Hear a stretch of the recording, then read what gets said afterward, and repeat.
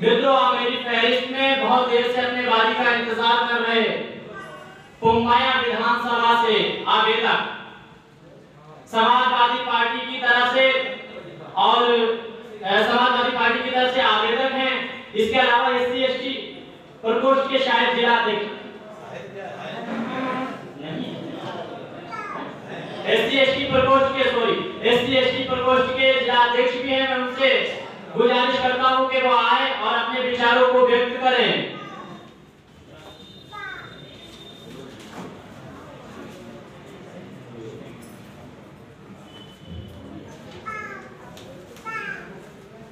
परम पूज्य बाबा साहेब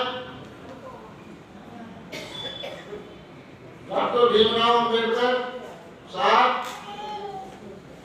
और समाजवाद के प्रणेता डॉक्टर राम मनोहर लोहिया जी को श्रद्धासुमन अर्पित करते हुए आज शिक्षक सभा की समीक्षा बैठक में कि दूसवार शिक्षकों की भूमिका और इस मौके पर हमारे जो शिक्षक सभा के प्रदेश अध्यक्ष जी हैं परम आदरणीय डॉक्टर मान सिंह जी भी हमारे बीच में आने वाले हैं और करेली से पधारे शिक्षक सभा के प्रदेश सचिव प्रमोद यादव जी हमारे बीच में हैं।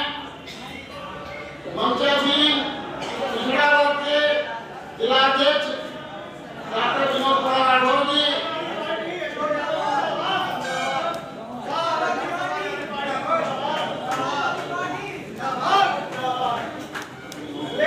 हमारे बीच में समाजवादी शिक्षक सभा के प्रदेश उपाध्यक्ष आलोचार्य तशरीफ लाए जी, उनका बहुत बहुत शुक्रिया और उनका बहुत बहुत स्वागत। उनसे मैं निवेदन करता हूँ कि आप मंच पर आकर अपना स्थान ग्रहण करें। एक बार जोरदार तालियों के साथ उनका स्वागत किया जाए। मैं सभी विद्यार्थी सभी बैठे हुए आपसे निवेदन करता हूँ कि आप लोग एक बार उनका जोरदार तालियों के साथ स्वागत करें।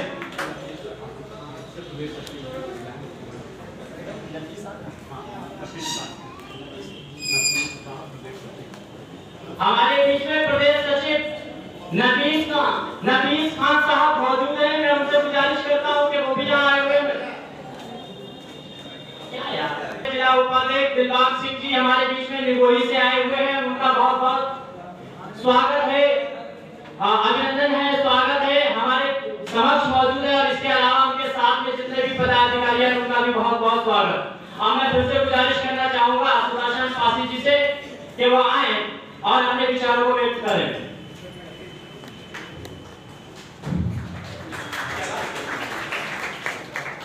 हमारे मंचा सिंह हमारे बीच में प्रधान के सानंद साहब,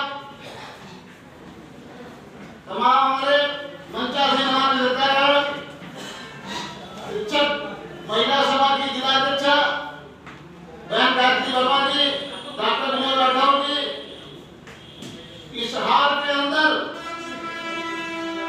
तमाम हमारे जुझारू कार्यकर्तागण दिलबाग यादव जी, सुरेंद्र यादव जी, गिरीशपाल संधवाल जी, सत्यपाल यादव जी, सुखबीर चौहान जी, रामकुमार भोरवाल जी, श्रीमती शारदा राज जी, तमाम हमारे तमाम जुझारू कार्यकर्ता आज इस हाल के अंदर उपस्थित हैं।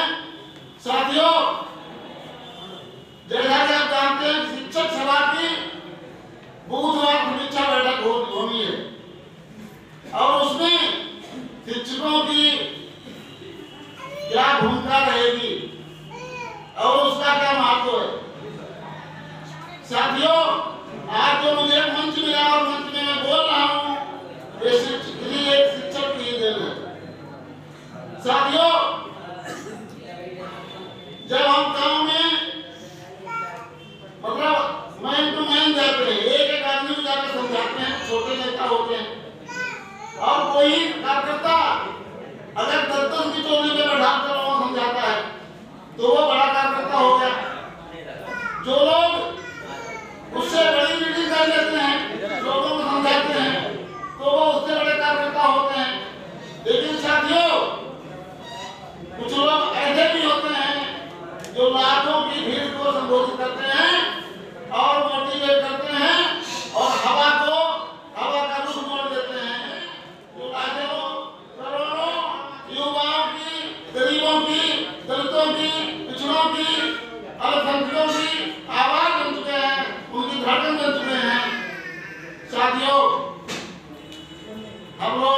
ये की है कि 2022 में माननीय अखिलेश यादव जी मुख्यमंत्री बने, लेकिन हमारी तैयारी क्या है?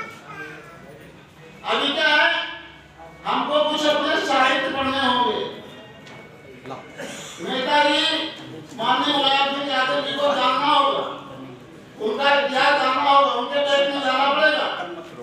डॉक्टर राममोहन लोहिया जी को पढ़ना पड़ेगा, डॉक्टर भीमराव अम्बेडकर साहब को पढ़ना पड़ेगा, क्योंकि हमारा मुकाबला किससे है?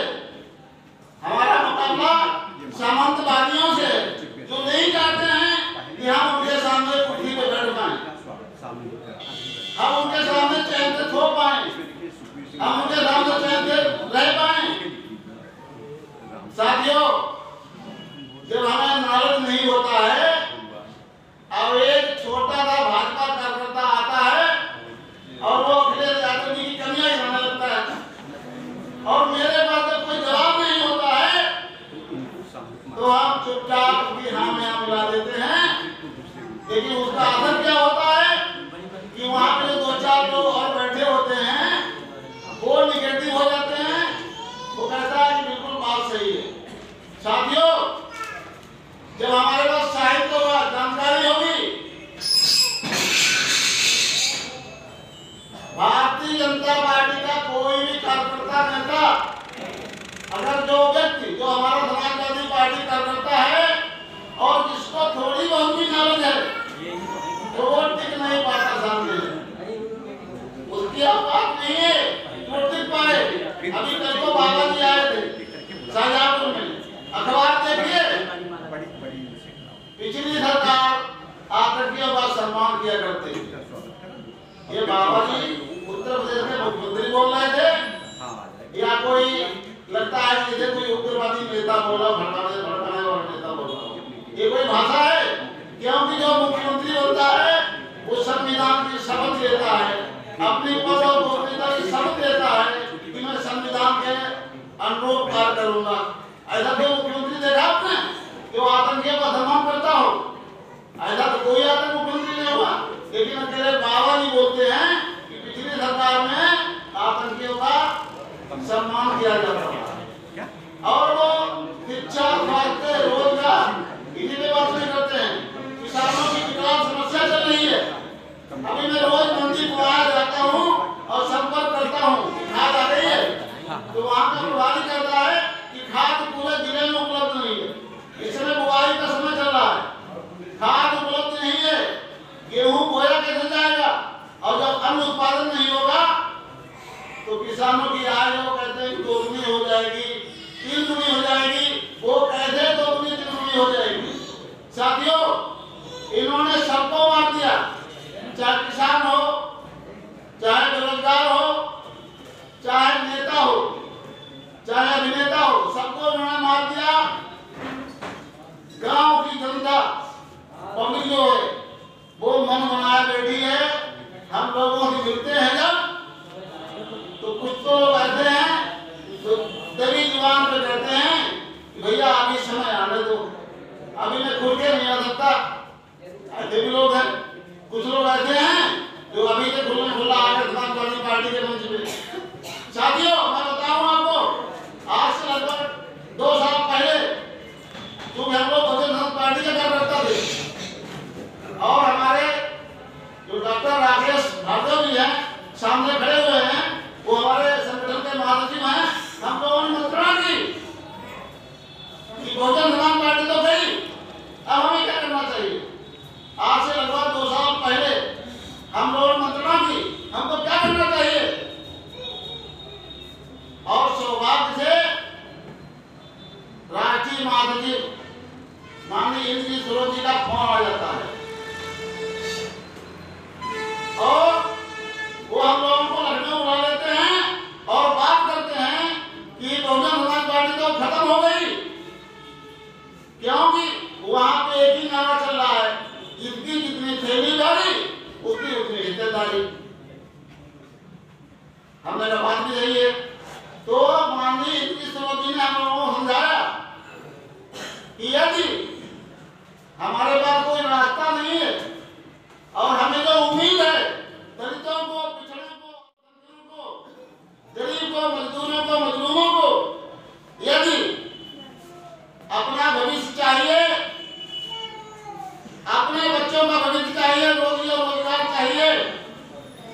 तो हमारी ये मजबूरी है कि माननीय अखिलेश यादव जी राष्ट्रीय अध्यक्ष को प्रदेश का मुख्यमंत्री बनाना ही पड़ेगा। और साथियों, आजकल गांव-गांव ये अफवाहें चल रही हैं। भाजपा नेता जाते हैं और लोगों को कैसे कहते हैं कि अभी सभा में 15 लोग मांग रहे हैं हम लोग, अभी एक को टिकट मिलेगा, बाकी लोग बुराई करेंगे, तो लोग भी हाँ में आकर नहीं लगते हैं। लेकिन ऐसा बिल्कुल नहीं है, क्योंकि टिकट मांगने वाले भाग सकते हैं और उनकी इतनी क्षमता भी नहीं रह पाएगी कि वो जाके लोगों का विरोध कर पाए। मैं खुद बताता हूँ, मैं कोई टिकट मांगने के लिए समाजवादी पार्टी नहीं आया हूँ। ये मेरा संवैधानिक अधिकार है कि मैं अनुसूचित जाति में पैदा हुआ, वहाँ विधानसभा अनुसूचित जाति में आरक्षित है, तो मैं टिकट मांग दिया। मैंने टिकट मांगा है, मैं लड़ा भी हूँ, लेकिन ये बिल्कुल नहीं है कि टिकट नहीं मिलेगा तो दाएं-बाएं से लड़ेंगे।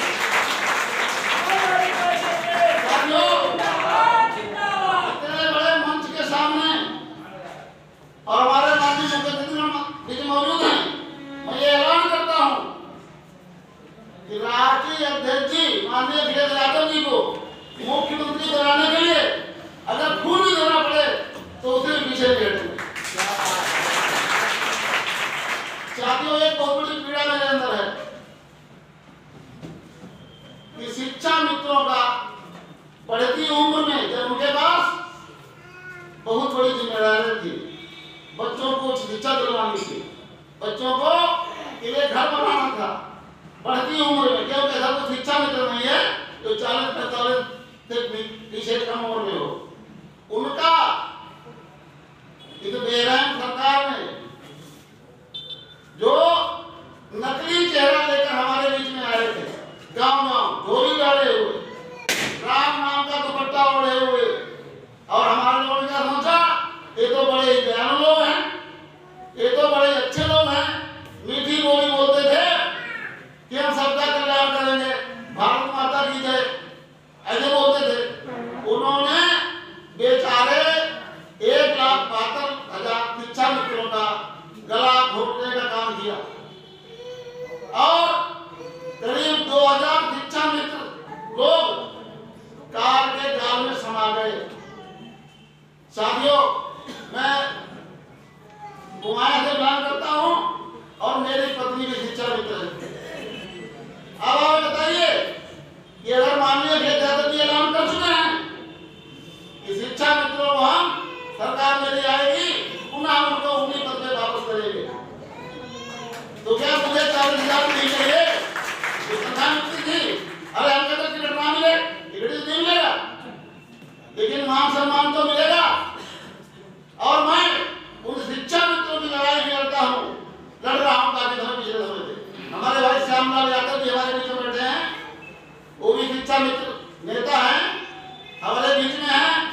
मैं यहाँ उनका जोरदार स्वागत करता हूँ, अभिनंदन करता हूँ, उनका वंदन करता हूँ।